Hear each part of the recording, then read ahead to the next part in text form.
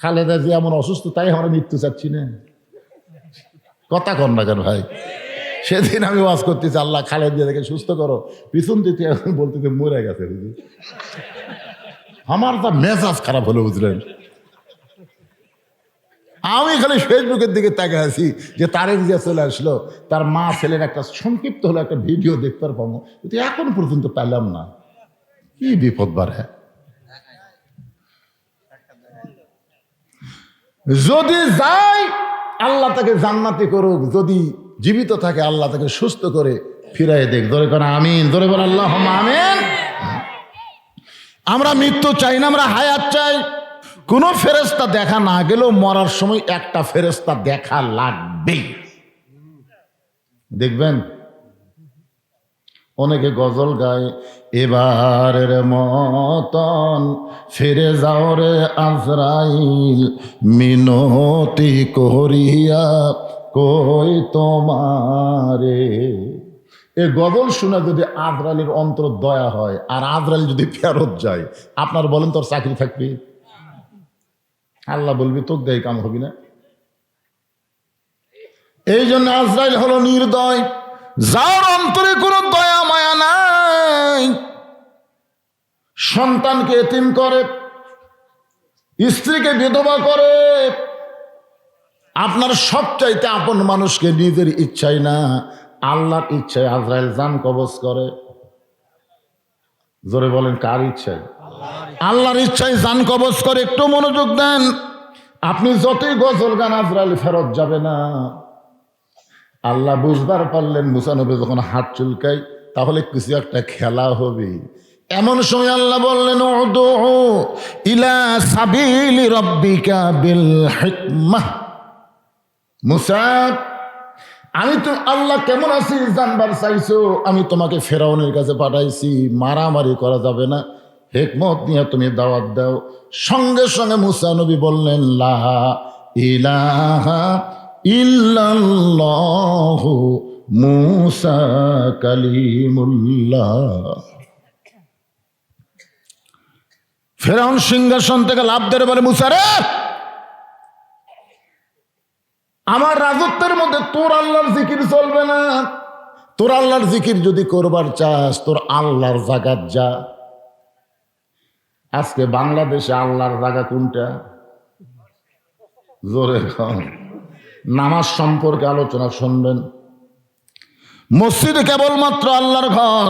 আপনাদের প্রসাদখালিতে আল্লাহর জায়গা কতটুকু? একজন কয় হুজুর 4 শতক, অন্য জায়গায় আছে 10 শতক। এই সর্বমোট 14 শতক হলো আল্লাহর, আর বাদ বাকি সব আমাদের। অথচ আমরা ছোটবেলা গজল শুনেছি, পরের জায়গা পরের জমি। সবাই বলেন পরের জায়গা পরের জমি, ঘর বানায় আমি রই, আমি কিন্তু জায়গার মালিক নই। জমিদারের ইচ্ছা মতন, জমিদারের ইচ্ছা মতন দেই না জমিন চাষ, তাই তো ফসল ফলে না রে দুঃখ 12 মাস। আমি খাজনা পাতি সবই দিলাম, তবু জমিন হয় যে নিলাম, এই দুঃখের কথা কারে কই। সবাই বলেন পরের জায়গা পরের জমি, ঘর বানায় আমি রই, আমি কিন্তু জায়গার মালিক নই। জায়গার মালিককে দিছেন কতটুকু? একটু মনোযোগ দিয়ে কথাগুলো শুনবেন। সঙ্গে সঙ্গে ফেরাউন বলতেছে ধর। আমার রাজত্বের মধ্যে মুসা তার আল্লাহর জিকির করতেছে, ধর। মুসা বলতেছে আল্লাহ ফেরাউন আমাকে ধরবার চাই, আমি এখন কি করব? আল্লাহ বলে দৌড়া। মুসা বলতেছে আল্লাহ এটা একটা কাম করলে, ওই আমাকে ধরবার আসতেছে, আমিও ধরি। আল্লাহ বলতেছে না, এই মুহূর্তে দৌড়া। 24 সালের 5ই আগস্ট ধরা হবে।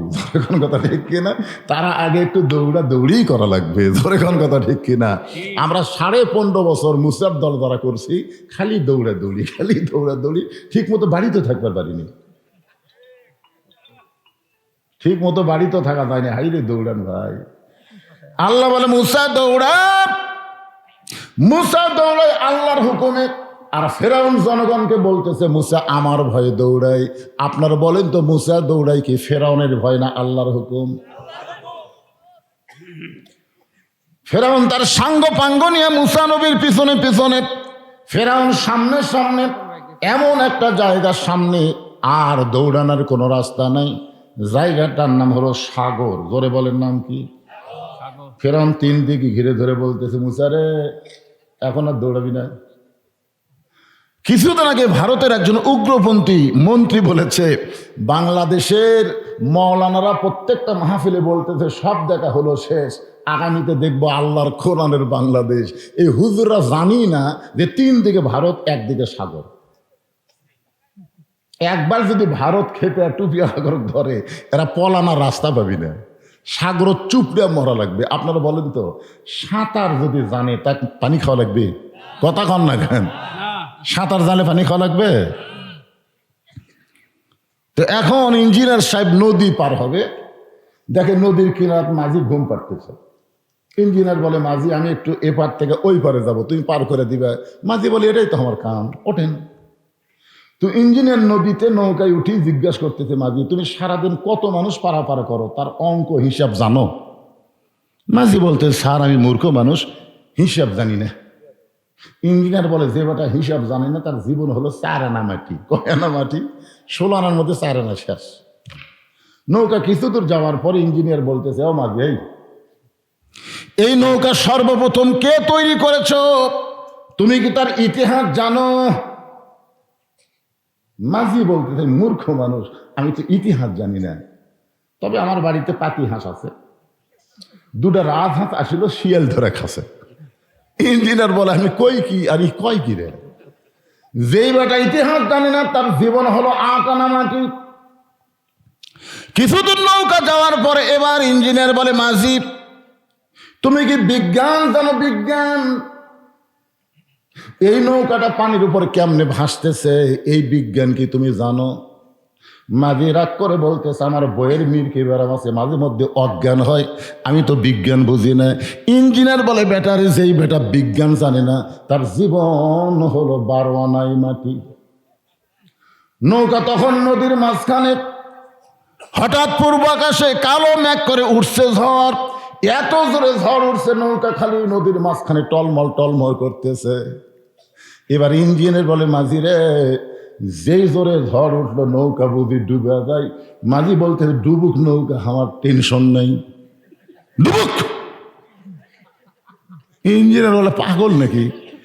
নৌকা ডুবলে আমি মরে যাব, কারণ আমি ইঞ্জিনিয়ার, তো সাঁতার জানি না।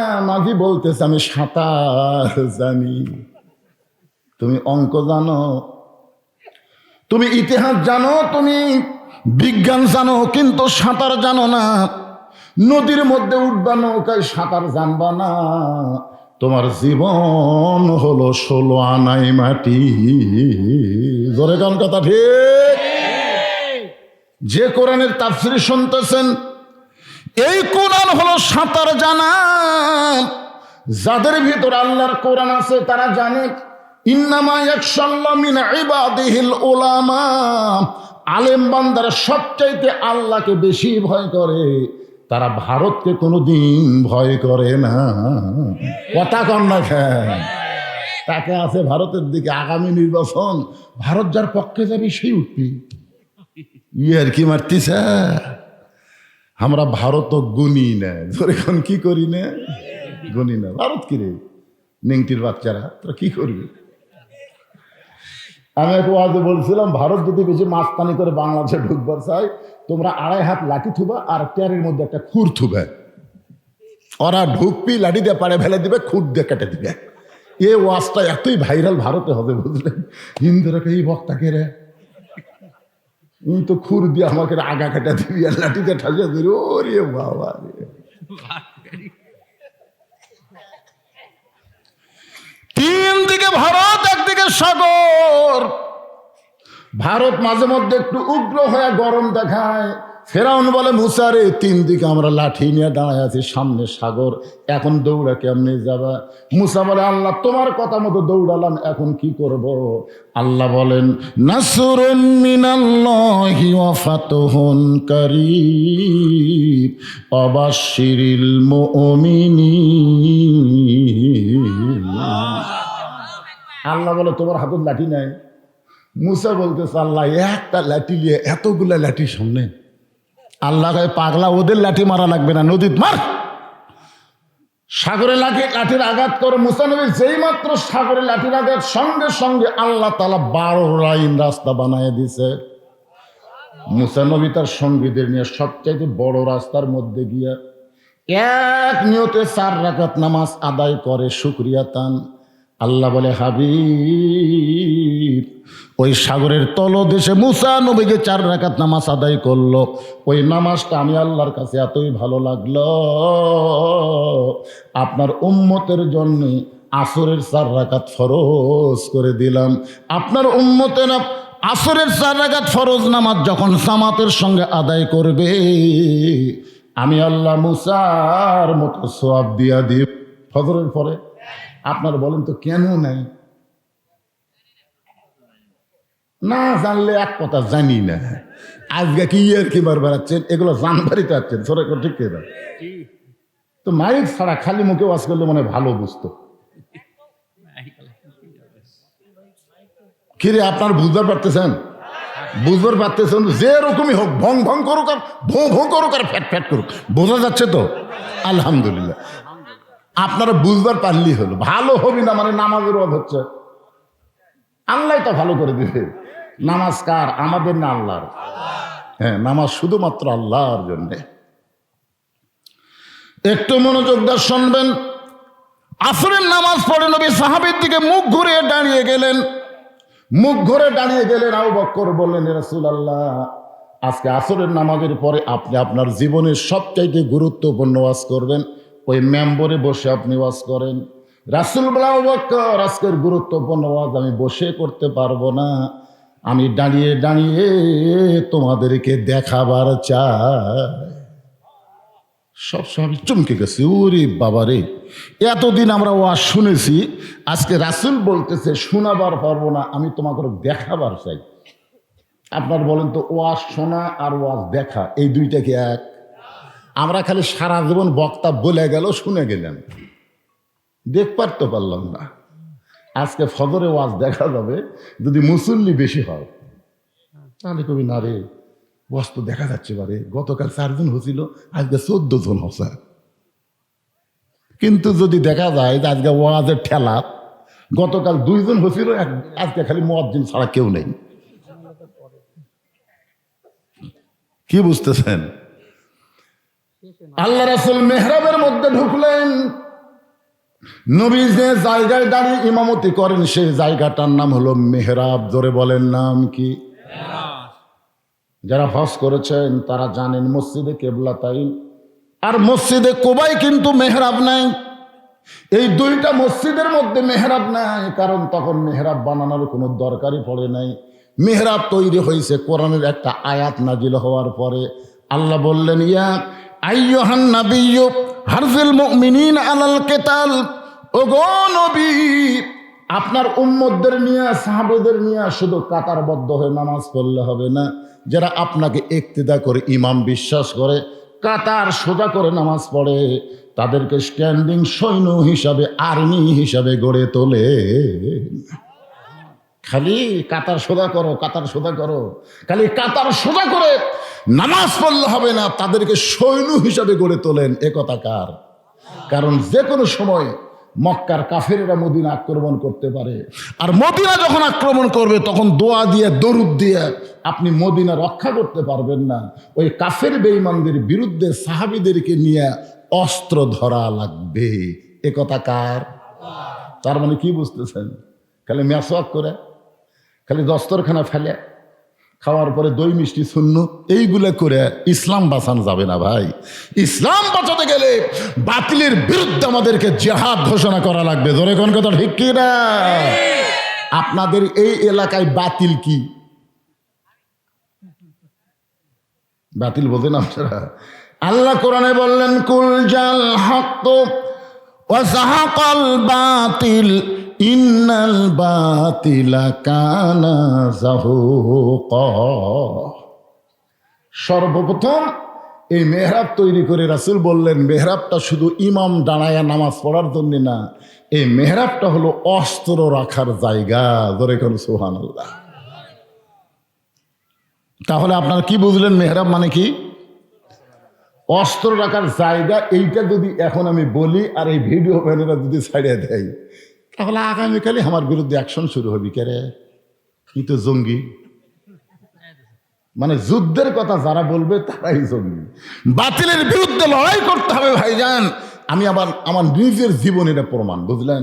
নিজের জীবন। আমি পাশে আপনাদের কি শান্তিরাই বলেছি যে ড্রাইভার আমাকে গাড়ির থেকে নামা দিল, আমি গেট খুলে বাসায় যাব। ইতিমধ্যে দেখি আমার গেটের পাশে যে আমের গাছ আছে, অট্টলি সাইডে কুত্তে।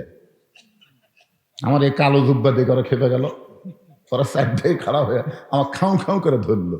আমি যত দোয়া দরুদ আছে পড়ি, কিন্তু ওরা লড়ে না। শেষ পর্যন্ত দেখলাম কুত্তা খেতানোর একটা আয়াত আছে, ইন্নাহুম ইয়াকিদুনা কাইদা ওয়া আকিদু কাইদা। এই আয়াতটা ঠেলার পরে যখন বললাম, এক কুত্তা এসে আমার জুব্বা দিল কামড়। তখন আমি কইলাম, কেরে দোয়া দিয়া দরুদ দিয়ে আয়তাল কুরসি দেওয়া হয় না, কোরআনের আয়াত করলেও কুত্তা লড়ে না। তখন আমার ইমান বলতে, হুজুর আপনার মুখত খালি দোয়া আছে, কিন্তু আপনার হাতত লাঠি নেই। খালি লাঠি থাকলে দোয়া লাগে। এক কুত্তার পাশাত বাড়ি মারলে বাকি তিনটে এমনি দৌড় মারবে। বাংলাদেশের মুসলমানের মুখে খালি দোয়া আছে, কিন্তু হাতত লাঠি নাই।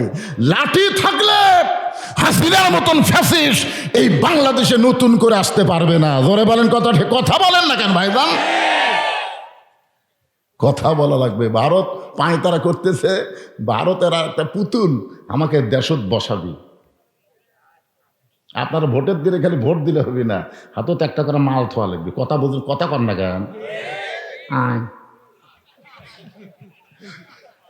আজকে খালি ভোট দিবার আসিনি, কুত্তে খেতা মারাচ্ছে। জোরে কর কথা, ঠিক কেনা? এই খাও খাও কুত্তা যা করছে 15.5 বছর, আগামী ফেব্রুয়ারির 12 তারিখে কোনো কুত্তার জায়গা ভোট সেন্টারে হবে না। জোরে কথা কর না কেন? কথা বলা লাগবে। মনে করতেছেন খালি ওয়াশ করবার আছে, আপনাকে সাইজ করবার আছে। সাইজ হওয়া লাগবে না?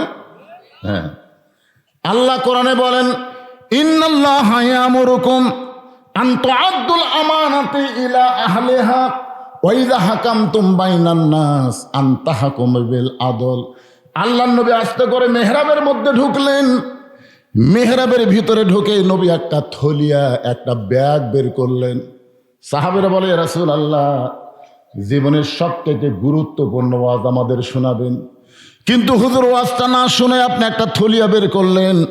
আল্লাহ রাসূল সাহাবীদের প্রশ্নের কোনো উত্তর না দিয়ে ওই ব্যাগের ভিতর থেকে একটা জিনিস টেনে টেনে বের করতেছেন। ওসমান গনি বলে, ইয়া রাসূলুল্লাহ, যে জিনিসটা থলিয়ার ভিতর থেকে আপনি বের করলেন, এইটা তো আপনার পরনের একটা জুব্বা হিসাবে দেখতে পাই। ওগো আল্লাহর নবী, এই জুব্বার মধ্যে এমন কি ওয়াজ আছে আমরা সকলে মনোযোগ দিয়ে শুনতে চাই। রাসূল বললেন, তাহলে শোনো, এই জুব্বা দুনিয়ার সাধারণ কোনো জুব্বা নয়। এই জুব্বা পরে কাবার পাশে আমি ঘুমিয়েছিলাম। আমি নবী যখন এই জুব্বা পর অবস্থায় ঘুমিয়ে চেতন, এমন সময় ফেরেশতা জিবরাইল আমাকে ঘুম থেকে করলো চেতন। ফেরেশতা জিবরাইল পায়ের তালুতে চুমু দিয়া আমি ঘুম থেকে চেতন পাই। এই জুব্বা পর অবস্থায় জমজমের কূপের পানি দিয়ে আমি অজু করেছি। সাহাবীরা রে, এই জুব্বা পরা অবস্থায় বোরাকের পিঠে করে আমি বাইতুল মুকাদ্দাসের ভিতরে গেলাম। বাইতুল মুকাদ্দাসের মধ্যে গিয়া আমি নবী 2 রাকাত নামাজের ইমামতি করলাম। সুবহানাল্লাহ। রাসূল বললেন, এই জুব্বা দুনিয়ার সাধারণ কোনো জুব্বা নয়।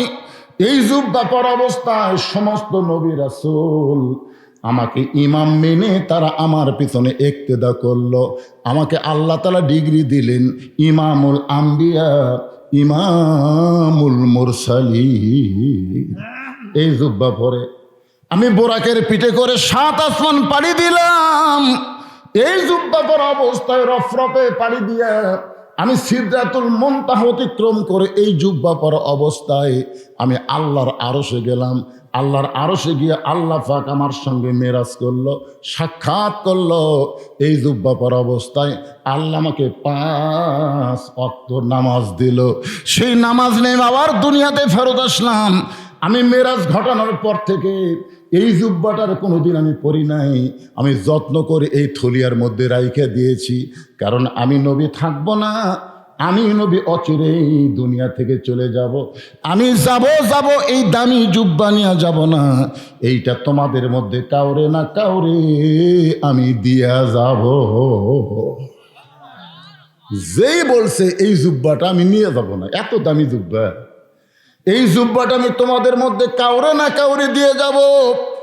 এতক্ষণ প্রত্যেকটা সাহাবী বসেছিলেন, এবার তারা সাইজ হয়ে বসে গেলেন। এতক্ষণ বসেছিলেন, এবার সাইজ হয়ে বসলেন। আপনার বলেন তো বসা কয় রকম? এতক্ষণ বসে ছিল, কিন্তু এবার সাইজ হয়ে বসছে। তার মানে এই যে আপনারা ওয়াজ শুনবার যাচ্ছেন, আপনাদের মধ্যে কিন্তু দুই ধরনের বসা আছে। একটা বসার নাম হলো আলগা বসা। বলে কোন কি বসা? আলগা, এরকম আলগ হয়ে থাকে। ওয়াজ যদি সাটে তাহলে ডাবে, না সাটলে গায়ের ঘর হচ্ছে না। এরার নাম হলো আলগা বসা। আর একটা বসার নাম হলো ডাবা বসা। এরা বক্তার আকর্ষণে আসে না, এরা আসে আল্লাহর কোরআনের আকর্ষণে। ধরে কোন সুবহানাল্লাহ। কোরআন হাদিস থেকে গুরুত্বপূর্ণ কথা হবে, এরা ডাবা ডাবা খালি শুনতেই থাকবে। রাসূল বললেন এই জুব্বা আমি নিয়ে যাব না, এটা তোমাদের মধ্যে কাউরে না কাউরে দিয়ে যাব। সবাই ডাবা বসা চিন্তা করতেছি, কি এই জুব্বা নবী কাক দিবেন? এত দামি জুব্বা নবী কোন সাহাবীরে দিবে? নবীর সবচাইতে নিকটে যে সাহাবী বসে আছেন তার নাম হলো আবু বকর। জোরে বলেন তার নাম কি? আবু বকর মনে মনে চিন্তা করে, এই জুব্বা বুঝি নবী আমাকেই দিবে, এই জুব্বা বুঝি নবী আমাকেই দিবে। কারণ আল্লাহ নবী নিজেই বলেছেন, আল্লাহর পরে এই দুনিয়াতে কেউ যদি আমার দোস্ত থাকে, এই দোস্তের নাম হলো আবু বকর সিদ্দিক। এই কথাটা কখন বলছে জানেন? যখন আল্লাহ তাআলা নবীকে হিজরতের হুকুম দিলেন। আল্লাহ রাসূল সর্বপ্রথম যার দরজাত গেলেন তার নাম কি? আবু বকর। শুধু একটা বার বলছেন, চারদিকে কাফেররা খালি সাইডে আছে, তো রাসূল ছিল বলেন আবু বকর, সাথে সাথে দরজা খুলে গেছে। আল্লাহ নবী বলে, আবু বকর আমি তোমাকে ডাক দাও মাত্রই দরজা খুললে কেমনে? আবু বকর বলে, ইয়া রাসূলুল্লাহ আপনার কি মনে আছে কয়েক মাস আগে আপনি বলেছিলেন একদিন আল্লাহ হিজরতের হুকুম দিবে, আমাকে সঙ্গে করে আপনি মদিনায় যাবেন। সেদিন থেকে আজ পর্যন্ত কোনো রাত্রিবেলা ঘুমাইনি, বরং সারা রাত আমি দরজায় দাঁড়িয়ে থাকি। নবী এক টানে আবু বকরকে বুকের মধ্যে নিয়ে কপালে একটা চুমা দেবেন। আবু বকর, আসমানের আল্লাহর পরে এই দুনিয়াতে কেউ যদি আমার দোস্ত থাকে, সে দোস্তের নাম হলো আবু বকর সিদ্দিক। গারে সুরের ভিতরে মাটি থেকে ৬,০০০ ফুট উপরে, যারা হজ করেছেন গারে সুর মাটি থেকে ৬,০০০ ফুট উপরে। নবী আমার একটু দুর্বল হয়ে আবু বকরের উরাতটাকে বালিশ বানিয়ে ঘুমায় গেছেন, কিন্তু হযরত আবু বকর গর্তের মধ্যে ঘুমায় না। মনের মধ্যে নানা রকম চিন্তা। এত ভালো একজন মানুষ, যেই মানুষ কোনোদিন কারো ক্ষতি করে নাই, কোনোদিন কাউরে কষ্ট দেয় নাই, আর সেই মানুষটাকে মক্কার কাফেররা পছন্দ করে না। এত চিন্তা করার পর আবু বকর হঠাৎ খেয়াল করে দেখে নবী তো ঘুম পাড়তেছে, কিন্তু মাথার উপরে একটা ছিদ্র দেখতে পায়। আবু বকরের মনের মধ্যে চিন্তা হয়, ছিদ্র দিয়ে কিছু বের হইয়া যদি নবীরে কামড় দেয়। আপনার বলেন তো গর্তের মধ্যে কয়জন? জোরে বলেন কয়জন? আবু বকর একটাবারও মনে করে নাই ছিদ্র দিয়ে কিছু বের হয়ে যদি আমারে কামড় দেয়, এই কথা একটাবারও মনে করে নাই। বারবার মনে করতেছে যদি কিছু বের হয়ে নবীরে কামড় দেয়। এখন ডান উড়াতে নবী ঘুম পাড়তেছে, বাম পাখানা গর্তের মুখে লাগায় দিস। আল্লাহ কোরআনে বলেন, আল্লাযী খালাকাল মাউতা ওয়াল হায়াতা লিয়াবলুয়াকুম আইয়ুকুম আহসানু আমালা। আমি আল্লাহ পরীক্ষা করব সুন্দর আমলের। আবু বকর যখন ছিদ্রের মুখে পাটা দিছে, সঙ্গে সঙ্গে বলে, পাহাড়ি এলাকায় বিষাক্ত সাপ, তুই কোথায় রে? সাপ বলে, লব্বাইক আল্লাহ। আল্লাহ কয়, যা যাও ওই গাড়ি সুরের ছিদ্রে যে পাটা দিছে ওই পাতে কামড় বসা। আল্লাহর হুকুমে বিষাক্ত সাপ বিষ নিয়ে আবু বকরের পায়ের তালুতে যখন কামড় দেয়, সঙ্গে সঙ্গে বিষটা চলে আসছে কলিজায়। আবু বকর বলে, সাপরে তুই কামড় দিলি, বিষটা কলিজায় আসলো, তুই মনে করলি আমি পা টান দেব, আমি মরে যাব, মরে যাব, কিন্তু পা টান দিয়ে আল্লাহর নবীকে কামড়ানোর সুযোগ পাবি না। সাপটা বলতেছে আল্লাহ কামড় দিলাম কিন্তু পা তো টান দেয় না। আল্লাহ বলে আবার কামড় মার। সাপটা যখন আবার কামড় মারছে, আবু বকর বলে সাপরে, একবার কামড় দিয়ে তোর মনের আশা পূরণ হলো না, তুই আবার কামড় দিলি, তুই মনে করছিস আমি পা টান দেব, আমি মরে যাব, কিন্তু আমার পা আমি টান দেব না। সাপটা বলে আল্লাহ দুইবার কামড় মারলাম, এরপরেও যখন পা টান দেয় না কি করব? আল্লাহ বলেন আবার কামড় মার, আবার কামড় মার, আবার কামড় মার। কিতাবের মধ্যে আছে 5বার সাপটা কামড় মারছে। বিষের যন্ত্রণায় আবু বকরের গোটা দেহ থরথর করে কাঁপতেছে। হঠাৎ অসতর্ক মুহূর্তে এক ফোঁটা চোখের পানি নবীর গাল মোবারকে পড়েছে। নবী আমার ঘুম থেকে চেতন পায়, বলে আবু বকর, বাড়ির কথা মনে করে কাঁদতেছো, বিয়ে বাচ্চার কথা মনে করে কাঁদতেছো। আবু বকর বলে রাসূলুল্লাহ, আমার কলিজা চিরে যদি আপনাকে দেখাতে পারতাম, আমার কলিজার মধ্যে আল্লাহ নবী ছাড়া আর কারো জায়গা নেই। তাহলে কি জন্য কাঁদতেছো? বলে ছিদ্রের মুখে পাটা দিছে, কি যেন বারবার কামড় দেয়। আল্লাহ নবী আবু বকর, বিষাক্ত সব তোমারে কামড় দিতে, পাটা টান দাও, তোমার চোখের পানি পড়তেছে, একটা বার কি তুমি আমার ঘুম থেকে ডাক দিবা না? আবু বকর বলে নবী গো, আমার জীবনের চাইতে আপনার ঘুমের দাম বেশি। সঙ্গে সঙ্গে নবী বলে আল্লাহ, যে আবু বকর নিজের জীবনের দিকে না তাকায়া আমাকে বেশি মহব্বত করে, সে আবু বকরকে আমি নবী কি দিব আল্লাহ? আল্লাহ বলে হাবিব রে, আপনার সমস্ত উম্মতের নেকি যদি এক পাল্লায় দেওয়া হয়, আর আবু বকরের গায়ে সুরের মহব্বত যদি অন্য পাল্লায় দেওয়া হয়, সমস্ত উম্মতের নেকির চাইতে আবু বকরের মহব্বতের ওজন বেশি হবে।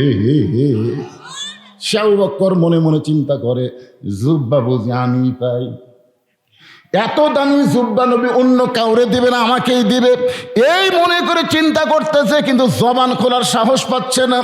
এমন সময় আবু বকরের বাম পাশে একজন বসে আছে, তার নাম হলো হযরত ওমর। জোরে বলেন নাম কি? মনে মনে চিন্তা করতেছে, এই দামি জুব্বা বুঝি আমি পাই, কারণ রাসূল বলেছেন আমার পরে কেউ যদি নবী হতো, লাউ কানা ওমর, নবুয়তের দরজা বন্ধ হয়েছে বলে ওমর নবী হওয়ার পারে নাই। রাসূল বলেছেন নবী হওয়ার সব যোগ্যতা আল্লাহ ওমরকে দান করেছে। এই কোরআনে 23টা আয়াত, জোরে বলেন কয় আয়াত? 23টা আয়াত আল্লাহ শুধুমাত্র উমরের পক্ষে, উমরের শানে নাযিল করেছে। জোরে কোন সুবহানাল্লাহ। আল্লাহ রাসূল বলেছেন আমার পরে যদি নবুয়তের দরজা খোলা থাকতো, আল্লাহ উমরকে নবী বানায় দিত। কিন্তু আল্লাহ বলে ফেলেছে মা কানা মুহাম্মাদুন আবা আহাদিম মির রিজালিকুম ওয়ালাকিন রাসূলুল্লাহি ওয়া খাতামান নবীন। আমাদের নবীর পরে আর কোন নবী হবে? জোরে কোন হবে? কিন্তু যদি হতো তাহলে কি হতো? নবীর এই কথাটা আল্লাহর এতই পছন্দ হয়েছে, কিন্তু কি করবে, আল্লাহ নিজেই নবুয়তের দরজা বন্ধ করে দিছে। এই জন্য ওমরকে দুনিয়াতে নবী করে পাঠাবেন না, কিন্তু হাসরের ময়দানে আল্লাহ তাআলা নবীর এই কথার দাম দিতে গিয়া উমরকে নবীদের কাতারে দাঁড় করাইয়া দিবে। যেই কাতারের প্রথম নবী থাকবে দাউদ আলাইহিস সালাম, খুব খেয়াল করবেন, যেই কাতার, কয়েকটা কাতার হবে, নবীদের সব নবী কিন্তু এক কাতারে দাঁড়াবে না, আমাদের নবী একাই এক কাতার।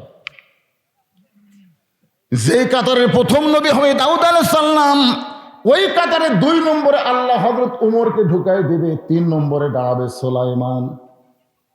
1 নম্বরে কে? মনোযোগ, 1 নম্বরে দাউদ, 2 নম্বরে উমর, 3 নম্বরে সুলাইমান। আল্লাহর যত নবী আছে সমস্ত নবীরাই হলো বুদ্ধিমান, আর চালাক নবী হলো মাত্র 2 জন। আপনারা বলেন তো চালাক নবী 2 জন, এই 2টার নাম জানেন? একটা হলো মূসা আর একটা কি? সুলাইমান। আল্লাহ রাসূলের একটা হাদিসের ব্যাখ্যায় বলা হয়েছে, কোনো সন্তানের যদি স্মরণ শক্তি কম হয়, সকালে মুখস্থ করে বিকালে ভুলে যায়, আবার বিকালে মুখস্থ করে রাত্রে মনে নেই, এই সন্তানদের ডান হাতে, ধরে কোন হাতে? এই 2 চালাক নবীর নাম আরবিতে লিখে 21 দিন যদি বেঁধে রাখা যায়, এই 2টা নবীর রুহানি তাওয়াজ্জুতে আল্লাহ তার জেহান শক্তি আবার ফিরাইয়া দেয়। এটা তাবিজ দিয়ে দিলাম। একটু মনোযোগ দিয়ে শুনবেন। একজন চালাক হলো মূসা আর একজন চালাক হলো সুলাইমান। সুলাইমান নবী মনে মনে চিন্তা করবে, আমার বাবা দাউদের পরেই তো আমার থাকার কথা, কিন্তু মাঝখানে ঢুকলো কে? না, এটা তো সুলাইমান জানে না কেরা আমার বাবা দাউদ, তারপরেই তো আমি থাকবো, কিন্তু এই মাঝখানে কোন নবী? আস্তে করে পিছন থেকে বলতেছে, ভাইজান আপনি কোন নবী ভাই? আপনার নামটা একটু শুনবার চাই। সঙ্গে সঙ্গে ওমর ফারুক বললেন, অলিমান খাফা মাকামা রাব্বিহি জান্নাতান। এই আল্লাহর সামনে দণ্ডায়মান হওয়াকে ভয় করো। আল্লাহর সামনে দণ্ডায়মান হওয়াকে ভয় যারা করবে, আল্লাহ খুশি হয়ে তাদেরকে 2টা জান্নাত দিয়ে দিবে। ধরে খান সুবহানাল্লাহ। আমি আসামি হয়ে আল্লাহর সামনে দাঁড়ায় আছি, আর তুমি আমাকে বলো কোন নবী ভাই, কোন নবী ভাই? আমি নবী হবার যাবো কেন? আমার নাম হলো ওমর, ওমর। আল্লাহ নবী বলেন, এই কথা শোনার পরে সুলাইমান বলবে, আমি একজন চালাক নবী হওয়ার কারণে সমস্ত নবীদের নাম জানি, কিন্তু ওমর নামে তো কোনো নবী নাই। ওমর ফারুক বলবেন, এটা কিসের কাতার? বলে, তোমার সামনে যিনি দাঁড়াইছে আমার বাবা দাউদ আলাইহিস সালাম, আর তোমার পিছনে আমি দাঁড়াইছি সুলাইমান। ওমর কানবার বলবে, ওগো আল্লাহর নবী সুলাইমান, আমার বড় বেয়াদব হয়ে গেছে, আল্লাহর রাস্তে আমাকে মাফ করেন। আমি কেন নবীদের কাতারে আসলাম আমি তো নিজেই বুঝতে পারলাম না।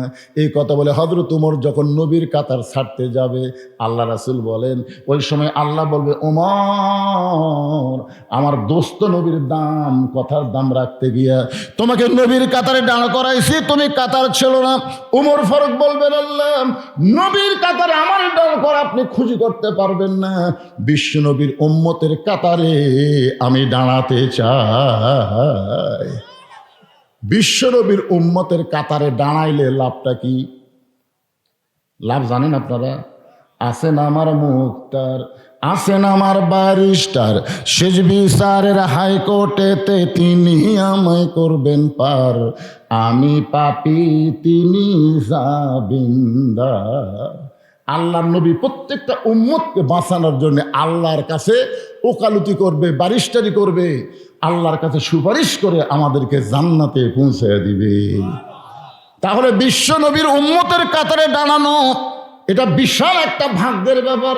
সেই ওমর মাথা নিচু করে মনে মনে চিন্তা করে, এই জুব্বা বুঝে আমি পাই। ওমর ফারুকের পাশে একজন মনে মনে চিন্তা করতেছে, জুব্বা বুঝে আমি পাই, কারণ আমি হলাম নবীর ডবল জামাই। আপনারা বলেন তো, আল্লাহ নবীর ডবল জামাই তার নাম কি? খালি ওসমান? খালি ওসমান? এটা একটা হলো। এখানে যারা হাজী সাহেব আছেন, হজ করছেন তো নাকি? আপনি করছেন? মাশাআল্লাহ। এখানে যারা হাজী সাহেব আছে তারা সবাই জানে, জান্নাতুল বাকিতে ঢুকতে গেলে দরজায় গেটে লেখা আছে, এই গোরস্থানের মধ্যে 10,000 সাহাবী ঘুম পাড়তেছে। সুবহানাল্লাহ বলেন। কত হাজার? 10,000-এর বেশি সাহাবী জান্নাতুল বাকির মধ্যে ঘুমায় আছে। আমাদের বাংলাদেশে কিন্তু একটা সাহাবীর কবর নেই, একটাও নেই। যেগুলো আছে সেগুলো খুব বেশি হলে ওই সিলেটের শাহজালাল, মাস্তানে সুলতান বলকি মহিষ, এরা আল্লাহর ওলি হবে, কিন্তু সাহাবী না। আমি একবার সিলেটে গিয়ে দেখলাম একটা মাজার হলো লেদা শাহ। হবিগঞ্জ পার হয়ে একটা মাজার রাস্তার ধারত, মাজারের নাম হলো লেদা শাহ রহমতুল্লাহ আলাই। কিছু দূর যাওয়ার পরে দেখলাম আরেকটা মাজার ঘোড়া শাহ রহমতুল্লাহ আলাই। আমি চিন্তা করলাম, ওটা লেদা শাহ, এটা ঘোড়া শাহ, তাহলে আসল শাহ কুঠি। একজনকে বললাম, কে রে ভাই লেদা শাহ কি? বলে, হুজুর যে ঘোড়া শাহ কবরের কাছে খাড়া গেছেন ওর ঘোড়া উঠে লাগিয়েছিল, সে লাট ঢাকাতে হচ্ছে লেদা শাহ। আর এই ঘোড়া এই জায়গায় মরছে, এই জন্য আছে ঘোড়া শাহ। আরো সামনের দিকে যাবেন, সেটি আছে ঘোড়ার মালিক। তার মানে বোঝা গেল বাংলাদেশের অধিকাংশই মাজার ভণ্ড। এগুলা কিন্তু রেল লাইনের ধারত হয় না, এগুলা বেশি হয় পাকা রাস্তার ধারত। জোরে কোন কথা ঠিক কিনা? খালি যাবি আর হাদিয়ে মারবি। জান্নাতুল বাকির মধ্যে 10,000-এর বেশি সাহাবীর কবর আছে। সর্বপ্রথম যে কবরটা পাবেন সেই কবরটা হলো ওসমান গনির কবর। যে কবরে ছোট্ট একটা পাথরে লেখা আছে ওসমান গনি, ওসমান গনি। আল্লাহ নবী ডাকলেন, ওসমান, আল্লাহ তোমাকে এত সম্পদ দান করেছে, তুমি কি হিসাব বলতে পারো? ওসমান গনি বলতেছি, ইয়া রাসূলুল্লাহ, আল্লাহ আমাকে যত সম্পদ দান করেছে, এই সম্পদ রাখতে গেলে যে গুদাম হয়, ওই গুদামে যে তালা দেই, সেই তালার চাবি টানতে একটা শক্তিশালী উট হিমশিম খায়। সুবহানাল্লাহ কর না কেন? আল্লাহ আমাকে যত সম্পদ দিছে, এই সম্পদ যে গুদামে রাখি, সেই গুদামে তালা দিয়ে ওই তালার চাবি টানতে একটা উট হিমশিম খায়। এখন বলেন তো কত দিছে? বুঝতে পারেননি? গুদামক তালা দিয়ে, সে তালার ছোড়ানি বোঝেন না? ছোড়ানি একটুকু না কোনা, এইটা টানতে একটা উট হিমশিম খায়। আল্লাহ নবী বলে, ওসমান, যে আল্লাহ তোমাকে এত সম্পদ দিচ্ছে, সেই সম্পদ যদি আল্লাহ ফেরত চায়, চাহিদা মাত্র আর বাহককে ফেরত দেওয়া লাগবে, তুমি কি ফেরত দিবে? যদি আল্লাহ চায় তুমি কি দিবা? সঙ্গে সঙ্গে ওসমান গনি মারছে দৌড়। ওসমান গনি যখন দৌড় মারলো, প্রত্যেক সাহাবী চিন্তায় পড়ে গেল। নবী এমন কথা বললো, ওসমান দৌড় মারলো কেন? কিছুক্ষণ পরে সমস্ত সাহাবী নবী দেখতে পায় যে উটটা চাবি বহন করে, ওই উটটা রশি ধরে ধরে নবীর দরবারে এসে বলতেছে, ইয়া রাসূলুল্লাহ, সমস্ত সম্পদের গুদাম, গুদামে তালা সহ চাবি টানা উটটাও পর্যন্ত আমি আল্লাহরে দিয়া দিলাম। গুদাম দিলাম, গুদামে যে সম্পদ আছে সম্পদ দিলাম, গুদামে যে তালা লাগাইছি তালাও দিলাম, ওই তালার চাবি বহনকারী উটটাও পর্যন্ত আমি আল্লাহ দিয়ে দিলাম। নবী বলে, আল্লাহ যে ওসমান চাহিদা মাত্র সব তোমাকে ফিরাই দিল, তুমি আল্লাহ ওসমানকে কি দিবা? আল্লাহ বললেন, আমি আমার গানি ডিগ্রি ওসমান রে দিয়া দিলাম। সুবহানাল্লাহ। সেদিন থেকে নাম হলো ওসমান গনি। আর একটা ডিগ্রি হচ্ছে ওসমান জুন্নুরাইন। ওসমান হলো দুইটা নূরের অধিকারী। ধরে কোন সুবহানাল্লাহ। আল্লাহ নবীর দুইটা মেয়েকে পর পর বিয়ে করেছিলেন। প্রথম বিয়ে করেছিলেন সেই মেয়েটার নাম হলো রোকেয়া। দ্বিতীয় যে মেয়েটাকে বিয়ে করেছিলেন তার নাম হলো কুলসুমা। একসঙ্গে দুই মেয়েকে বিয়ে করা জায়েজ নাই, তবে একটা মরে গেলে আর একটা যদি রাজি হয় ইসলাম জায়েজ করেছে। আমার কথা কি বুঝবার পারলেন? একসঙ্গে দুই বোনকে বিয়ে করা, একেবারে জোরে বললে কি হয়? একসঙ্গে দুই বোনকে বিয়ে করা। এক বোনকে বিয়ে করেছে আর একটা যুবতীশালী হুন্ডার পাশে নিয়ে ফিল্ডিং মারা জায়েজ? বিয়ে করা যদি জায়েজ না হয় তাহলে ফিল্ডিং মারা জায়েজ নাই। আমার এলাকার এক শালি মারা গেছে, বুঝলেন? দুলা ভাইসা বলতেছে, আমি আমার আদরের শালির লাশটা ধরে কবরে নামাবার চাই। আমার আদরের শালির লাশটা ধরে কুটি নামাবি? ওই তো ফতুয়া জানে না, আবেগে বলে ফেলে দিছে, আমার কলজার টুকরা শালি, হাতেরও শালি মরে গেছে, আমি তার লাশটা ধরে কবরে নামাবো। পাশ থেকে এক হুজুর, হারাম হারাম, শালির লাশ স্পর্শ করা হারাম। দুলা ভাই মুচকি মুচকি হাসে। তাহলে হাসেন কেন? বলে, হাসার কারণ হল, যখন জেঁতা ছিল তোমার হাতের থেকে 500 টাকা নেওয়ার জন্য এমনভাবে হাত ধরলো, টাকা না দেওয়া পর্যন্ত হাত ছাড়িনি। তো বাইসে থাকতে হাতের থেকে টাকা নেওয়া যায় বাবা? মরে গেলে লাশ ছোঁয়া যদি হারাম হয়, তাহলে বেঁচে থাকলে কি হবে? কথা কন না কেন ভাই, কথা কন না কেন? এখানে এখানে যে সমস্ত মেয়ের বাপ আছে, আমি তাদের পাওয়াত হাত দেব বলতে, পাওয়াত হাত দিলেন। আপনার একটা মেয়ে যদি বিয়ে দেন, আর একটা মেয়ে যদি যুবতী বাড়ির থাকে, খবরদার ওই জামাই গাবড়ার কাছে ঘেঁষতে দিয়েন না। আপনাদের আদম দিকে একজন লোকের নাম আসলো গাবড়া। তোর এখন কি নাম আসলো? গাবড়া। এই শালা গাবড়া আমাকে আদম দিকে ঢুকতে দেয়নি। গাবড়া কতগুলা মাহফিলের প্যান্ডেল পর্যন্ত করছে, গাবড়া আমাকে ঢুকতে দেয়নি। আমি খালি চিন্তা করছিলাম, গাবড়া রে তোর যে সামনে কি হবি রে। আজকে গাবলার বাড়ি আছে কিন্তু ঘর নাই। কেন গাবলা?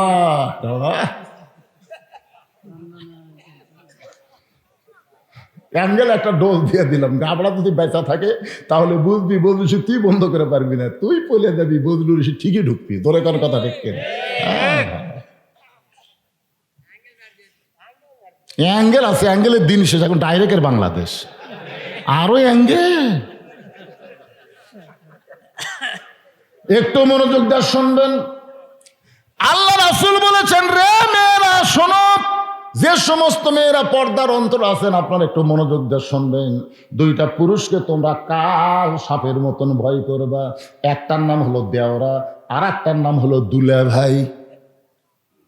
একটা পুরুষের নাম হলো দেওরা, দেওরা বোঝেন আপনারা, আর একটার নাম হলো দুলা ভাই। এই দুইটা পুরুষ কিন্তু সুযোগে সদ্ব্যবহার করে।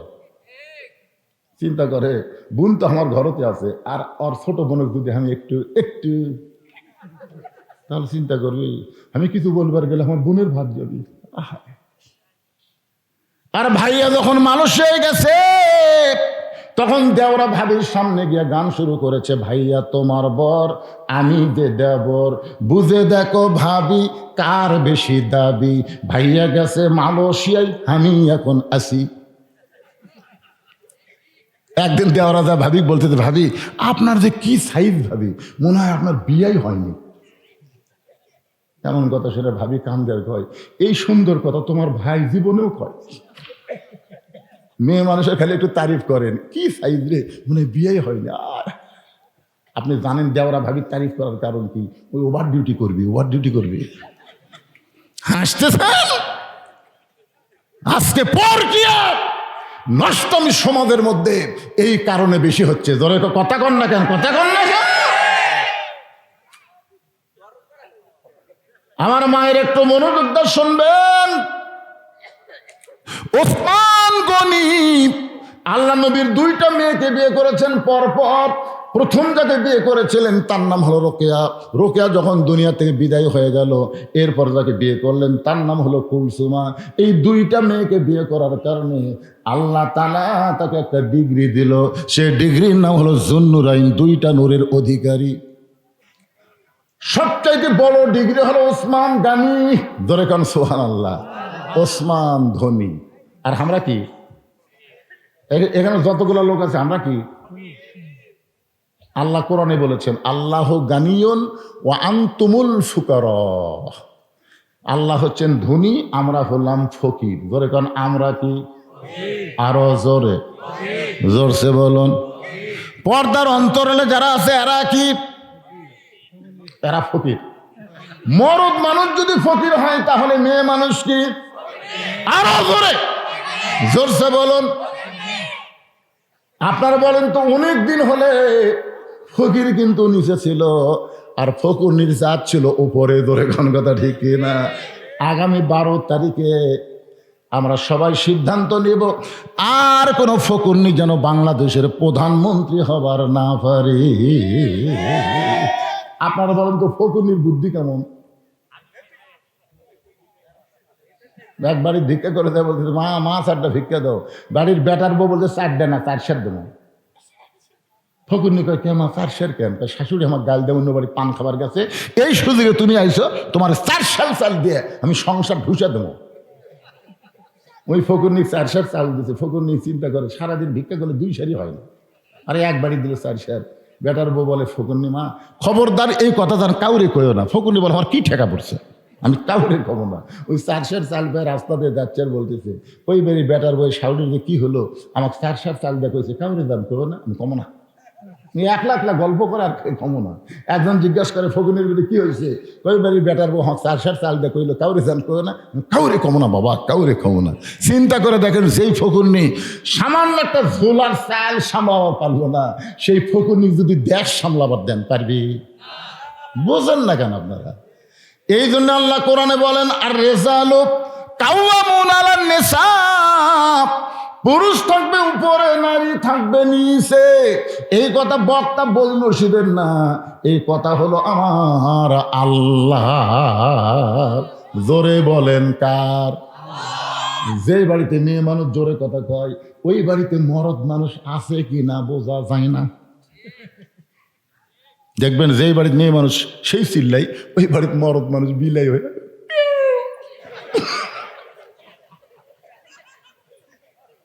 আচ্ছা আপনারা বলেন তো, আপনাদের এই পোশাক খালি যখন ঝগড়া লাগে মরদ মানুষের কথা শোনা যায়? ভাই রে, মেয়ে মানুষের টুটির পাওয়ার ভাই। ঠিক বলেন না? যার বউ ঝগড়া করে ওই জীবনে জান্নাতে যাওয়ার পারবি না।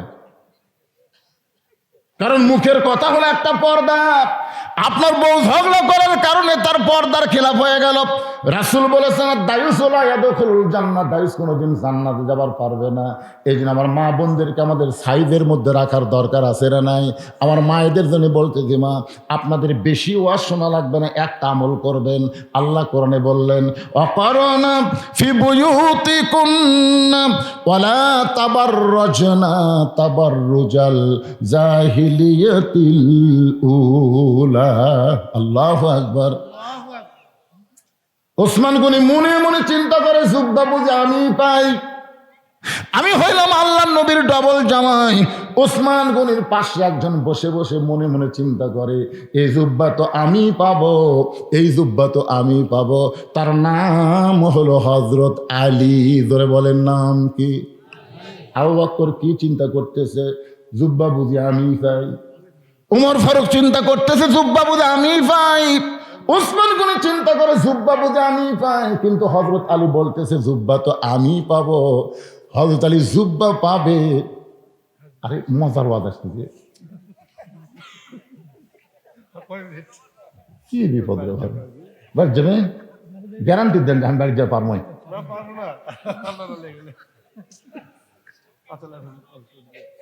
আপনাদের চেয়ারম্যান বসে আছে তো, সেই মজা লাগছে না। চেয়ারম্যানেরা তো বেশিক্ষণ থাকতে পারছে না, বোঝেন না, সারাদিন কাজ কাম করে মানুষের। এখন তো একটা ফকুনি পর্যন্ত ও চেয়ারম্যান আমার বৃদ্ধ ভাতার কি হল। আমি হিসাব করে দেখছি বাংলাদেশের যত নেতা থাক সবচাইতে বেশি কষ্ট হলো চেয়ারম্যানের। ধরে কোন কথা রেখে এমপি কিন্তু কেউ কথা কর পারবে না, কিন্তু চেয়ারম্যান ও চেয়ারম্যান আমার অটো ভ্যানের চাকা ভেঙে গেছে, অটো চেয়ারম্যান তাহলে আমার রাস্তা দিয়ে ছবি না। ও রে বাবা রে, ভোট নেওয়ার আগে 500 খাইছু, এখন আমার অটো ভ্যান চালাতে পারিস না। কি মনে করতেছেন আগামী নির্বাচন আসতেছে, একটা টাকা খাওয়া আপনার জন্য গু খাওয়ার মতন হারাম। ধরে কথা কর না কেন, কথা কর না কেন? আমি আয়াতে কারিমা তেলাওয়াত করেছি, অবশ্যই ওয়াজ করব। ইন্নাল্লাহা ইয়ামুরুকুম আন তুআদ্দুল আমানাতি ইলা আহলিহা ওয়া ইযা হাকামতুম বাইনান নাস আন তাহকুমু বিল আদল। এই আয়াতের বাংলা অর্থ আমি বুঝাবো। এই কথা কোনোদিনও বলবেন না আমার ভোট আমি দিব, যাকে খুশি তাকে দিব। এইটা কোনো মুসলমানের কথা না। মুসলমানের কথা হলো আমার ভোট আমি দিব, ভালো মানুষ দেখে দিব। ওরকম ঠিক কিনা? এই যে আজকে আমি আশ্চর্য হয়ে গেলাম, প্রধান অতিথির ভাই যে বক্তব্য দিল মৌলভি ফেল। এই মসজিদ মধ্যে শুনে বলে হাইরি তো সবই জানে না, খালি জানে না অবশ্যই মানে। চেহারা দেখলে কিছুটা নূর দেখা যায়। ধরে কোন কথা ঠিক কিনা ভাই যান? ভালো মানুষ খালি টুপিওয়ালারাই ভালো মানুষ, জুব্বালারাই ভালো মানুষ তা কিন্তু না। সমাজের মধ্যে এমন অনেক ভালো মানুষ আছে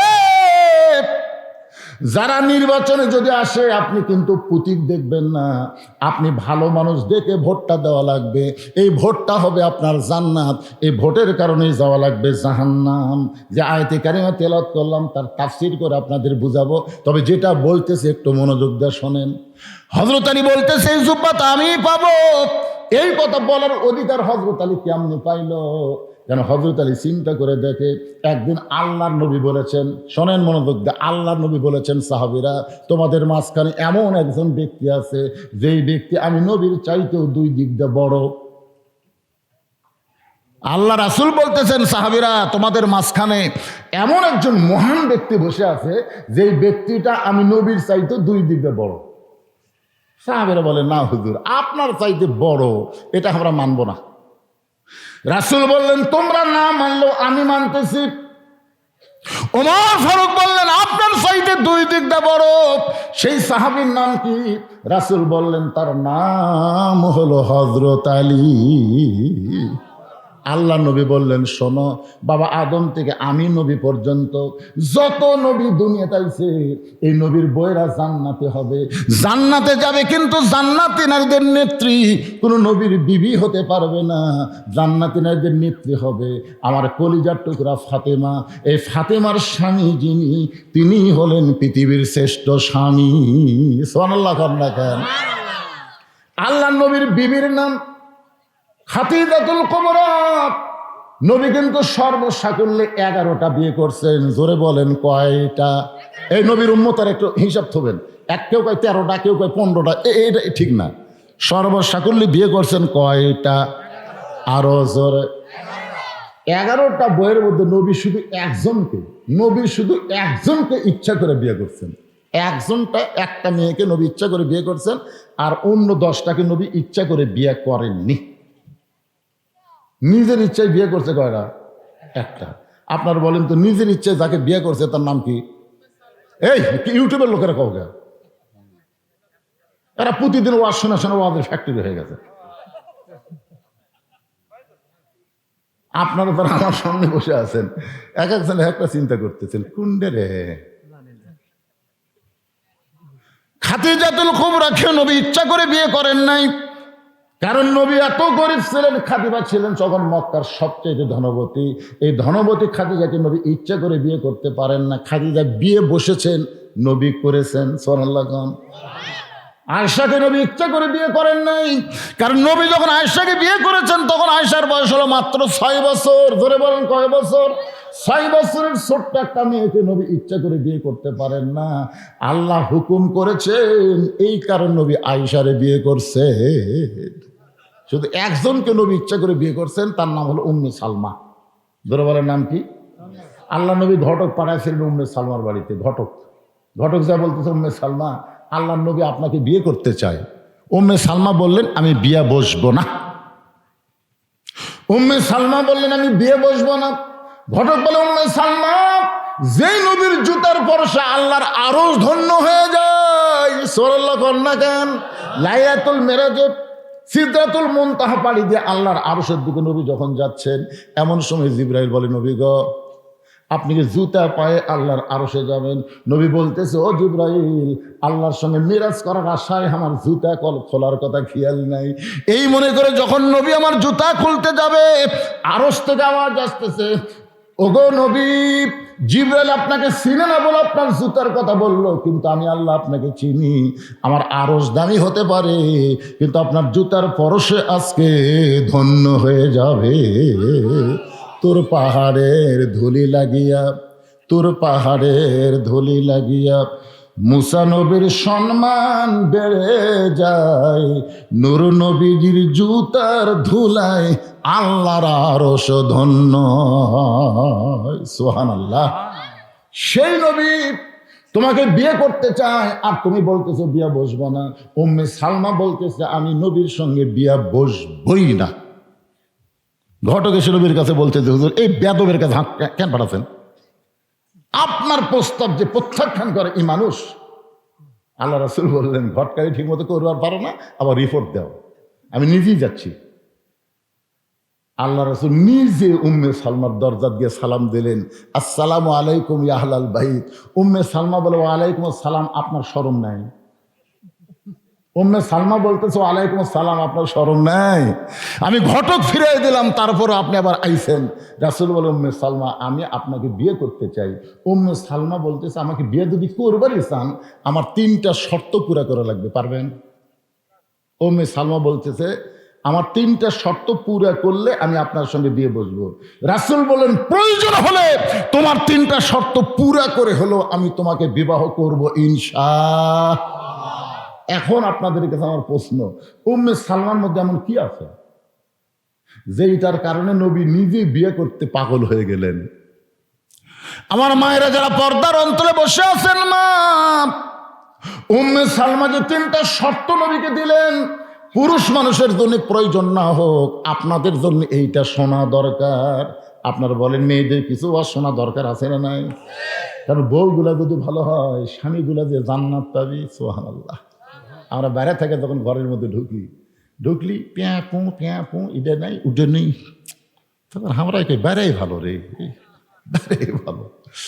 মরদ মানুষ এখন বাড়ির থাকতে পারতেছে না, এই শালা বইয়ের অত্যাচারে।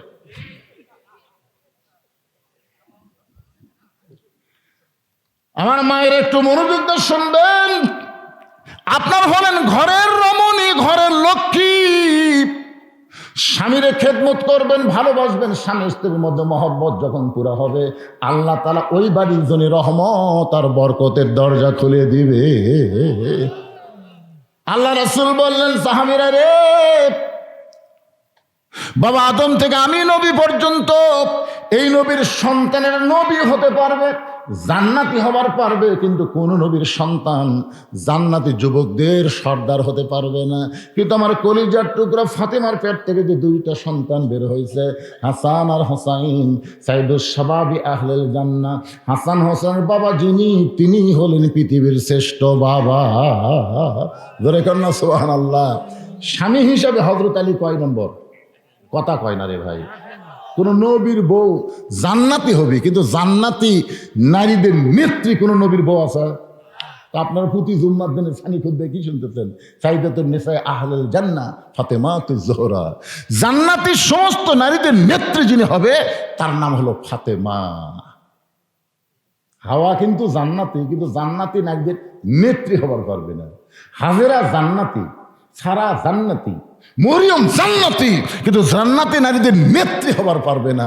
জান্নাতি নারীদের নেত্রী কে হবে? খাদিজাও হওয়ার পারবে না, আয়েশাও হওয়ার পারবে না, নবীর বউ হওয়ার পারবে না। আবার অনেক নবীর সন্তান নবী হয়েছে, নবীরা জান্নাতে যাবে, কিন্তু জান্নাতি যুবকদের সর্দার হতে পারবে না। হযরত আলীর দুইটা সন্তানকে আল্লাহ জান্নাতি যুবকদের সর্দার বানায় দিবে।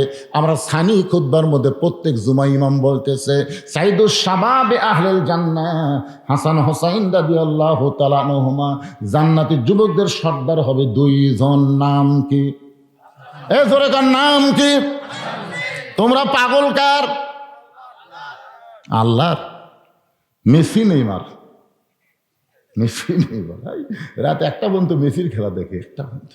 যেদিন আর্জেন্টিনার খেলা হয়, ওরে বাবারে, যুবকেরা সব পিকনিক করে এবারে 12টার মধ্যে চেতনা চোখে 1:30 থেকে খেলা হবে। সকাল পর্যন্ত খেলা দেখলো, হো হো করলো, 3টা পর্যন্ত খেলা দেখে শেষ, আর চেতন নাই। বাপ কয় কি, আমার ছেলে 3টা পর্যন্ত হই হই করলো, এখন কুটি গেল। কিছুক্ষণ পরে মুয়াজ্জিন যখন আসসালাতু খায়রুন নাম কয়, ওই নাই। আসসালাতু খায়রুন মিনান নাম কইছে, মুয়াজ্জিন ওই নাই। বাপ কয় আমার যুবক কুটি রে, জানলা দিয়ে ভুলকি মেরা দেখে পাও নাই, মাথাও নাই, মানে ল্যাপের তলে চাউল ঢেঙ্গা থসে, চাউলের বস্তা ঢেঙ্গা থসে। বাবা আস্তে আস্তে যায়, ল্যাপ যেই টান দিয়েছে, ওরে বাবা। ছেলের দিকে তাকায় দেখে সকালবেলা সাইড থেকে কুত্তার সাইজ আর কম্বলের মধ্যে ব্যাটার সাইজ একই সাইজ। হাসতেছেন? আপনি বাবা জান্নাতে যাবার পারবেন না যতক্ষণ আপনার ছেলেকে মসজিদে না নিয়ে যাবেন। দরকার কথা ঠিক কিনা? আল্লাহ বলেছেন, কু আনফুসাকুম ওয়া আহলিকুম নারা। জাহান্নামের আগুন থেকে একলা বাঁচলে হবে না তো, চেয়ারম্যান হিসাবে একলা নামাজ পড়লে হবে না তো, সবগুলো মেম্বারও ক্লিয়ার জামাত করা লাগবে। একলা পড়লে হবে? আল্লাহ কবি তুমি চেয়ারম্যান, তুমি চেয়ার পাচ্ছ, আর মেম্বার গুলা কয়দিন নামাজের দাওয়াত দিছা? বাপকে আল্লাহ বলবে, ছেলেকেও আল্লাহ বলবে। এই জন্য ভাইজান, মসজিদের জন্য মাহফিল, যদিও যুবকেরা অনেক কষ্ট করে ত্যাগ স্বীকার করে আজকের এই মাহফিলের আয়োজন করেছে। হয়তো আলী বলতেছেন জুব্বাটা আমি পাবো, কিন্তু রাসূল তো কারোর নাম বলে নাই। জুব্বাটা নবী কোন সাহাবীকে দিবেন? আজকে আমরা প্রাণ ভরে কথাগুলো শুনবো। রাজি আছেন? কারা কারা আল্লাহ খাত দেখেন তো দেখি, আমি বলে দেবো ইনশাল্লাহ। হাত তোলেন, টান টান করে তোলেন। লিল্লাহে তাকবীর। কিন্তু শর্ত হলো 5টা মিনিট। এই কোরআনের মাহফিলের জন্য আপনাদের সবাইকে 500 হাজার হাজার করে টাকা দেওয়া লাগবে। এই প্রসাদখালীর কারা কারা আছেন হাত তোলেন তো দেখি। প্রসাদখালীর নিয়ে আবার হাত তুলছে সামনে থেকে, এইরকম ব্যাকা করে সোজা করে তোলরে বাজান। আচ্ছা, এই গ্রামের লোকজন আমি দেখবার পাচ্ছি না, হয়তো আমার চোখে ছানি পড়ছে। আচ্ছা, বাইরের কারা কারা আছেন তারা একটু হাত তোলেন তো। আচ্ছা, হাত নামান। আচ্ছা, এই গ্রামের ছেলেরা নাই কেন? যে যুবকেরা আজকের মাহফিল করলো, এই যুবকেরা কুটি গেল রে? এই গ্রামবাসীরা, প্রসাদখালী গ্রামবাসী, আপনার কোথায়?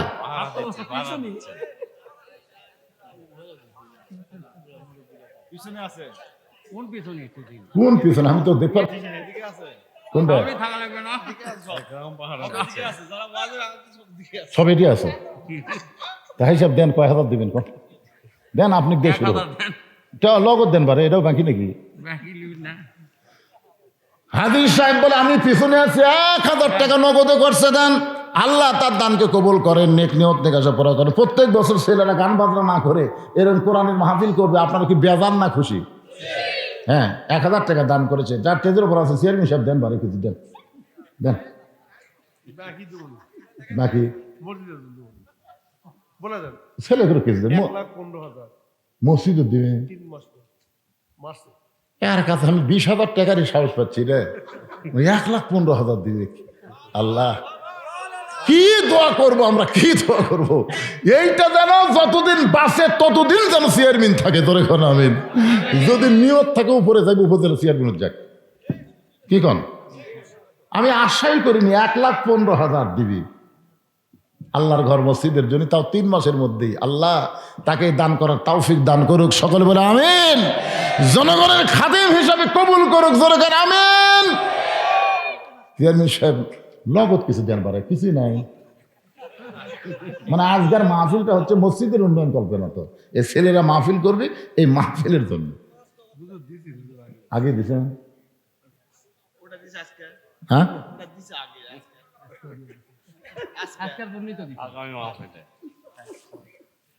আচ্ছা আগামী মাহফিলের জন্য হচ্ছে রাজগার জন্য না আগামী মাহফিলে কত দিন এখন নগদ দেওয়া লাগবে না কইয়া দেন না মসজিদের যদি 1,15,000 দিবার পারেন ওটাও তো মরে গেলেও পাবেন মাশাআল্লাহ আমরা মৃত্যু চাচ্ছি না খালেদা যে এমন অসুস্থ তাই আমরা মৃত্যু চাচ্ছি না কথা কন না কেন ভাই সেদিন আমি ওয়াজ করতেছি আল্লাহ খালেদা দেখে সুস্থ করো পিছন দিতে বলতে মরে গেছে আমার তা মেজাজ খারাপ হলো বুঝলেন আমি খালি ফেসবুকের দিকে তাকিয়ে আছি যে তারেক জিয়া চলে আসলো তার মা ছেলের একটা সংক্ষিপ্ত হলো একটা ভিডিও দেখতে পাবো কিন্তু এখন পর্যন্ত পেলাম না কি বিপদ বাড়ে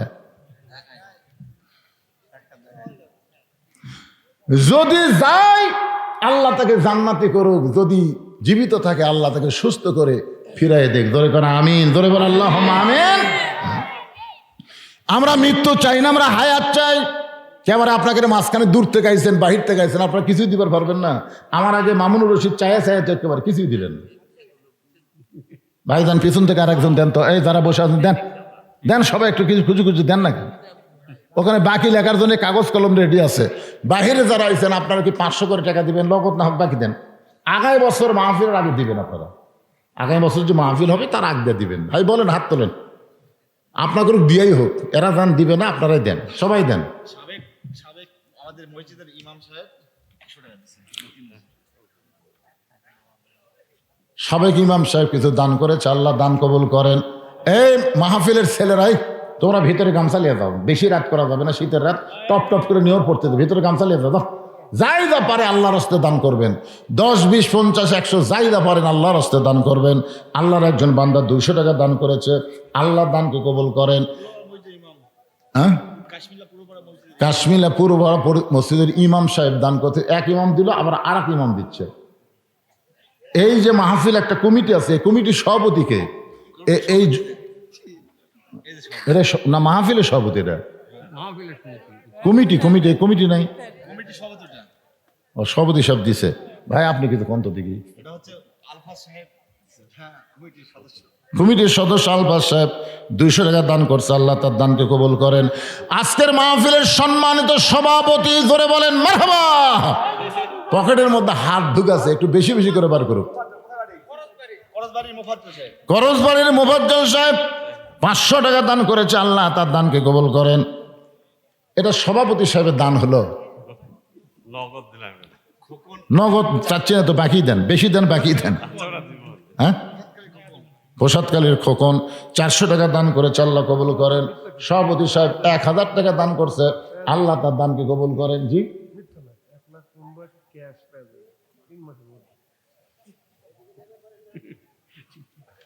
3 মাসের মধ্যে 1,15,000 টাকা ক্যাশে দিয়ে দেবে ইনশাল্লাহ আল্লাহ আমরা দোয়া করি ভাই যাবার চাইছিল এই দোয়াটা তাকলিয়েই আমরা করবো কি কোন করার দরকার নাই না, এই জন্য এই সবাই একটু জিকির করেন, বসেন, মহব্বতলে বসেন আর জিকির করেন, লা ইলাহা ইল্লাল্লাহ, লা ইলাহা ইল্লাল্লাহ, লা ইলাহা ইল্লাল্লাহ, লা ইলাহা ইল্লাল্লাহ, লা ইলাহা ইল্লাল্লাহ, লা ইলাহা, লা ইলাহা ইল্লাল্লাহু মুহাম্মাদুর রাসূলুল্লাহ।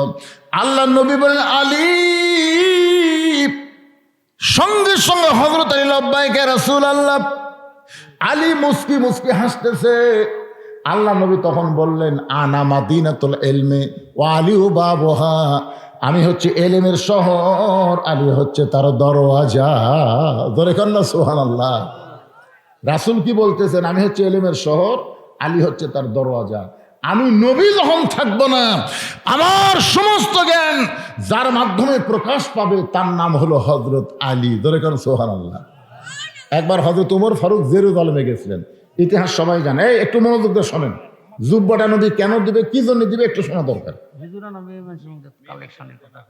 তো মেয়েদের মধ্যে কালেকশন কে যাবে? মেয়েদের মধ্যে আদায় কে করবে? হ্যাঁ, আমার মায়েরা দেন, আদায় করেন, মা আপনারা আদায় করেন। তবে খুব খেয়াল করবেন, একের মাহফিলের বিশ্বস্ত লোক কিন্তু ওখানে যাওয়া লাগবে। কারণ এখন তো খুব খোর, ইয়াবা খোর, গাঁজা খোর, এ খোর, সে খোর, এরা মেয়ে মানুষের মধ্যে আদায় করে একদিক দিয়ে চলে যায়, বুঝলেন? এই জন্য আপনাকে বিশ্বস্ত লোক ওখানে থাকেন, অন্য কেউ যেন মেয়েদের মধ্যে ঢুকতে না পারে। মেয়েরাই মেয়েদের মধ্যে আদায় করবে। আপনাদের মধ্যে যে আদায় করার ব্যাগগুলো, সে কোথায় গেল? ব্যাগগুলো এখানে জমা দেবেন। একটু মনোযোগ দিয়ে শোনেন। ওমর ফারুক জেরুজালেমে গেলেন। আপনারা সকলেই জানেন, যাওয়ার সময় ওমর ফারুক এক সময় রাখালকে করে উঠায় দেয়, আবার নিজে নাইমা রশি ধরে উঠে টানে। কিন্তু এমন মুহূর্তে জেরুজালেম ওমর ফারুক গেলেন, তখন রাখাল আছে উটের পিঠে, আর ওমর ফারুক নিচে দাঁড়িয়ে আছে। ওই সময় জেরুজালেমের খ্রিস্টানেরা হযরত ওমরকে সম্বর্ধনা দেওয়ার জন্য উটের উপরে যিনি বসে আছেন তাকে হযরত ওমর মনে করে একটা চকিয়া এনে ওই চকিয়াটা উটের সঙ্গে নামায় বলতেছে, ইয়া আমির আল মুমিনিন, ও মুমিনদের আমির। উটের পিঠ থেকে সরাসরি নামতে যদি আপনার কষ্ট হয়, এই চকিয়ার উপর আপনি পা দিয়ে নামেন। একজন খ্রিস্টান হামাগুড়ি দিয়ে বলতেছে, আমার পিঠের উপরে পা দিয়ে আপনি সযত্নে জমিনে নামেন। কিন্তু রাখাল ছোট বাচ্চার মতন কাঁদতেছে। জেরুজালেমের খ্রিস্টানকে বলে, আপনি কাঁদেন কেন? রাখাল চিল্লায় বলে, তোমরা যাকে খলিফা ওমর মনে করতেছ তিনি খলিফা ওমর না, আমি হলাম রাখাল। আর রশি ধরে যিনি জমিনে দাঁড়িয়ে আছে তার নাম হলো হযরত ওমর। সমস্ত খ্রিস্টানে বলে, এটা কেমনে হয়, এটা কেমনে হয়? রাখাল চিল্লায় বলে, আল্লাহর কোরআন দিয়ে যখন রাষ্ট্র চলবে তখন নেতারা এমনি মোত্তাকি হয়ে যায়। সুবহানাল্লাহ কর না কেন? সমস্ত খ্রিস্টানরা বললো, ইসলাম যদি এত সুন্দর হয় তো খামাখা আমরা খ্রিস্টানে থাকবো কেন? ওমর, আপনি আমাদের পড়ায় দেন, লা ইলাহা ইল্লাল্লাহু মুহাম্মাদুর রাসূলুল্লাহ। সব খ্রিস্টান মুসলমান হয়ে গেছে, কিন্তু একজন, কয়জন? বেকা। মানে আগেও মাগরিব এসব পড়েনি, ও আর শোনাও ফজর পড়বি না। এরা কি এরকম কিছু বেকা আছে না? যত ওয়াজি করেন ফাসাল্লি রব্বিকা ওয়ানহার, যতই কম ওরা ওই যা আসলে তাই। ওই বেকাটা দৌড় মারছে খ্রিস্টান পাদ্রীর কাছে, হুজুর দরবারের মধ্যে মশান মারতেছে, মদিনার উমর এসে আপনার দলের সবগুলা মুসলমান বানাতে। কি যে ভেলকি দেখালো, সব মুসলমান হয়ে গেল, কিন্তু আমি হইনি। আমি দৌড়ে এসে আপনাকে খবর দিলাম। খ্রিস্টান পাদ্রী এসে দেখে উমর ফারুকের সাথে সবাই জিকির করতেছে, লা ইলাহা।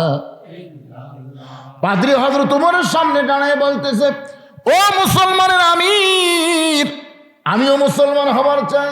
উমর ফারুক বললেন, আপনি পাদ্রী যদি মুসলমান হন তো আলহামদুলিল্লাহ। পাদ্রী বলতেছে, আমি মুসলমান হব, তবে আমার 4টা প্রশ্নের উত্তর দেওয়া লাগবে। ধরে বলেন কয়টা? 4টা প্রশ্নের উত্তর দেওয়া লাগবে। 1 নম্বর প্রশ্ন হলো, পৃথিবীর এমন কোন জায়গা যে জায়গায় সূর্যের আলো একবার পড়েছে কিয়ামত পর্যন্ত পড়বে না? ওই জায়গার কথা বলতে হবে। আমার 2 নম্বর প্রশ্ন হলো, পৃথিবীর এমন কোন কবর যেই কবরের লাশটাও জীবিত, কবরটাও জীবিত, আমার 3 নম্বর প্রশ্ন হলো, পৃথিবীর এমন কোন কারাগার যে কারাগারের মধ্যে কয়েদি জীবিত, ওই কারাগারের নাম বলতে হবে। আমার ভুল হয়ে গেছে, প্রশ্ন হলো 3টা। এই 3টা প্রশ্নের উত্তর যদি দিবার পারেন তাহলে আমি পাদ্রী মুসলমান হয়ে যাব। ওমর ফারুক। আর একটা প্রশ্ন হলো, পৃথিবীর এমন কোন দুই ভাই একই সঙ্গে জন্মগ্রহণ করেছে, আবার বহু বছর একসঙ্গে তাদেরকে হত্যা করা হলো, কিন্তু এক ভাইয়ের চাইতে 100 বছরের বড়, এমন 2জন যমজ ভাইয়ের নাম বলতে হবে। ওমর ফারুক বলেন, পাদ্রী রে, এমন প্রশ্ন আমি জীবনেও শুনি নাই, উত্তর কেমনে দিব?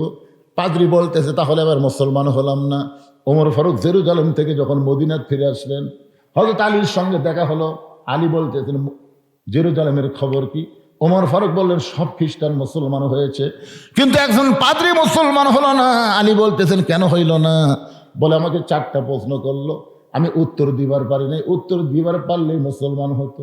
আলী বলতেছেন, কি প্রশ্ন করেছে? বলে, 1 নম্বর প্রশ্ন হলো, পৃথিবীর এমন কোন জায়গা সূর্যের আলো একবার পড়েছে কিয়ামত পর্যন্ত পড়বে না, ওই জায়গার নাম কি?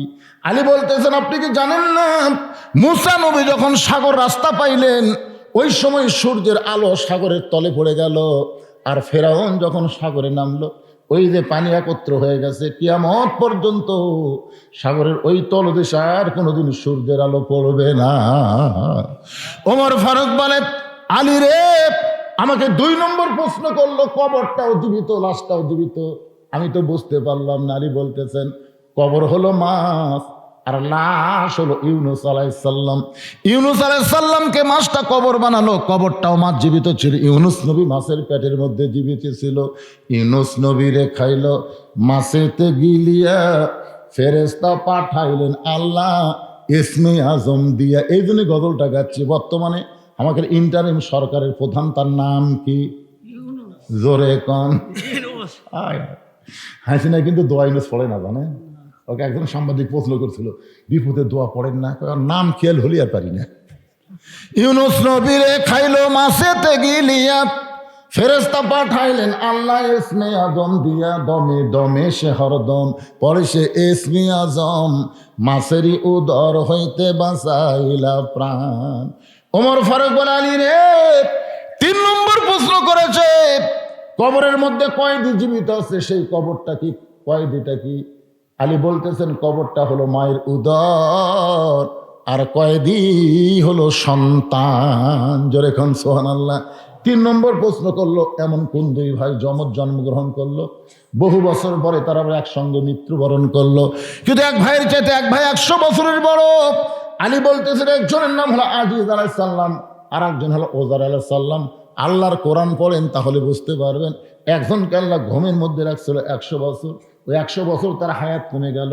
আবার 2 ভাইকে কাফের একসঙ্গে হত্যা করলো। ইতিহাস বলতেছে, এক ভাইয়ের চাইতে এক ভাই 100 বছরের বড়।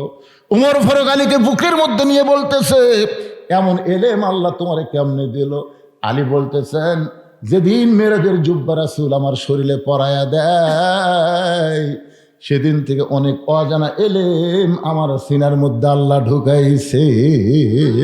জোরে কোন সুবহানাল্লাহ।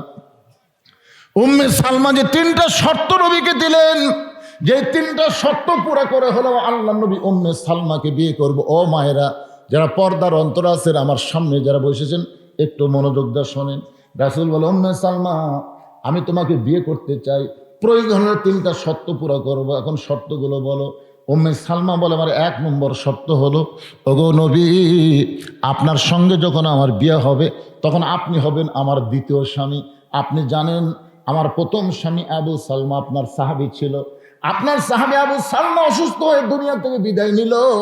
আমার বিশ্বাস আমার স্বামী জান্নাতে যাবে, আপনিও জান্নাতে যাবেন।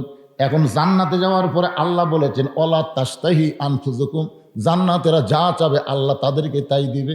আমার পূর্বের স্বামী যদি জান্নাতে গিয়ে আমাকে তার বউ হিসাবে চায়, আমাকে যদি তার বউ হিসাবে চায়, আমি কিন্তু তার সঙ্গে জান্নাতে বউ হিসাবে থাকতে চাই না। আমি আপনার সঙ্গে বিয়ে বসে আপনার সঙ্গেই আমি জান্নাতে থাকতে চাই।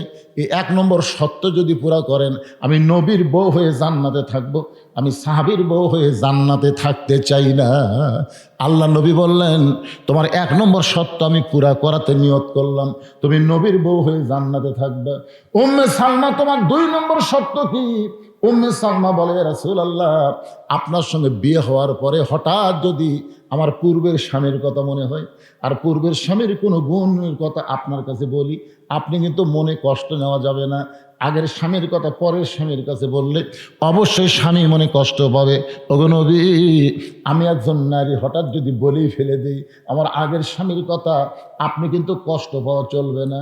সঙ্গে সঙ্গে নবী উম্মে সালমাকে বলে, উম্মে সালমা রে, আমার সঙ্গে যখন তোমার বিয়ে হবে আমি এমন মহব্বত তোমাকে করব, তোমার পূর্বের স্বামীর কথা একটা বারের জন্যও মনে হবে না। সুবহানাল্লাহ কন্যা কেন? আল্লাহ নবীর যে 11টা বিবি, সমস্ত বিবিরাই বলেছে আমাদের নবী হলেন পৃথিবীর শ্রেষ্ঠ স্বামী। ধরে কোন সুবহানাল্লাহ। উম্মে সালমা বলে, ইয়া রাসূলুল্লাহ, আমার 3 নম্বর শর্ত হলো ওই আগের ঘরের একটা সন্তান আমার কাছে আছে, আপনার সঙ্গে যখন আমার বিয়ে হবে আমার ওই সন্তানের দায়িত্ব কে নেবে? আপনি যদি আমার এতিম সন্তানের দায়িত্ব নেন তাহলে আপনার সঙ্গে আমার বিয়ে বসাতে কোনো আপত্তি নাই। আপনার বলেন তো আমাদের নবী কি ছিলেন? শিশুকালে মইরা গেছে মা, গর্ভে থাকতে মরছে পিতা, নবী চোখে দেখলেন না। কে করিবে লালন পালন, কে দিবে সান্ত্বনা? এই দুনিয়ার বড় এতিম নবী ছিলেন একজনা। নবী যখন 3টা শর্ত পুরা করে দিতে চায়, উম্মে সালমা বললেন আমার কোনো আপত্তি নাই। কিন্তু আল্লাহ নবী উম্মে সালমাকে কেন বিয়ে করবেন? এই কেনটার প্রশ্নের উত্তর হলো, আবু সালমা যখন নবীর সঙ্গে মদিনায় হিজরত করলো, মক্কা থেকে যখন মদিনায় হিজরত করলো, উম্মে সালমা স্বামীর সঙ্গে মদিনায় আসতে পারলেন না। উম্মে সালমার বাবার একটু ধনী ছিল, তার আত্মীয় স্বজন ধনী হওয়ার কারণে আবু সালমার সঙ্গে উম্মে সালমাকে মদিনায় আসতে দেয় নাই। হঠাৎ আবু সালমা মদিনায় অসুস্থ হয়ে গেল।